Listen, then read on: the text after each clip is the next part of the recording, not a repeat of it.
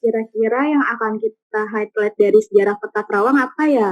Soalnya aku bukan orang asli Kerawang nih, jadi nggak terlalu paham.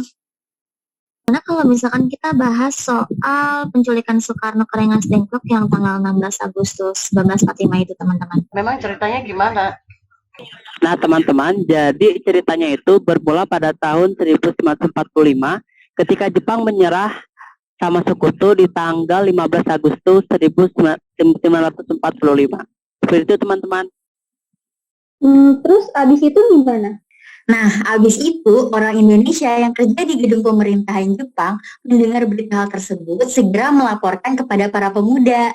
Setelah itu, para pemuda menghadap kepada Pak Soekarno dan Pak Hatta untuk segera memproklamasikan kemerdekaan Indonesia.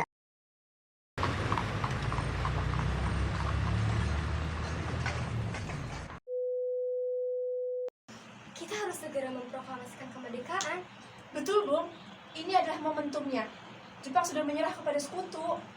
Tindakan yang kalian lakukan bukanlah sebuah revolusi, namun dapat dianggap sebagai pemberontakan seperti yang dilakukan Hitler dahulu di Munchen. Namun akhirnya gagal. Tapi Bung, rakyat sudah siap. Jika kita tidak memproklamasikan kemerdekaan, akan terjadi tumpahan darah. Ini leherku, seret leherku ke sana, bunuh aku sekarang juga. Tidak perlu nunggu nanti. Maksud kami bukan membunuh, Bung. Kami hanya memperingatkan Bung saja. Kami tidak ingin membuat keputusan yang tergesa-gesa dan terburu-buru. Jika proklamasi gagal, maka kesempatan kedua akan lebih sulit, seperti di Munchen dahulu. Lalu setelah itu keputusan yang diambil oleh Pak Soekarno dan Pak Hatta bagaimana? Setelah berdebat panjang, Pak Soekarno dan Pak Hatta tetap menolak usulan dari para pemuda. Apa yang dilakukan oleh para pemuda? Selanjutnya para pemuda itu pulang ke asrama Cikini untuk rapat kembali. Tapi sesampainya di sana, mereka langsung mendapatkan telegram resmi kalau Jepang memang sudah menyerah kepada sekutu.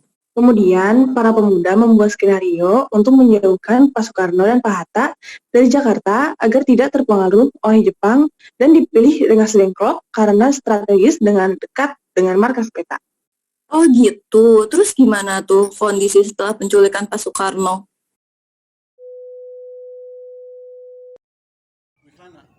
Pak Soekarno dan Pak Hatta tidak ada di kediamannya. Mereka seharusnya rapat PPKI pagi ini. Apakah ini ada hubungannya dengan perdebatan kemarin malam? Apakah kalian tahu di mana lokasi persembunyian mereka?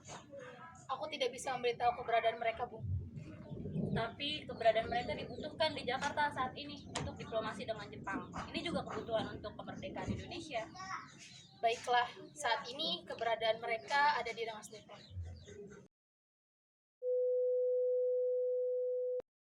Wah, menarik sekali ya sejarah Kota Kerawang. Sangat berperan penting dalam melahirkan negara Indonesia. Iya betul tuh.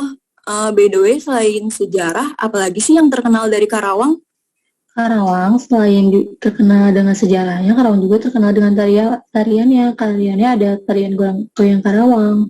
Wah, tariannya kayak gimana tuh? Kira-kira tariannya seperti ini.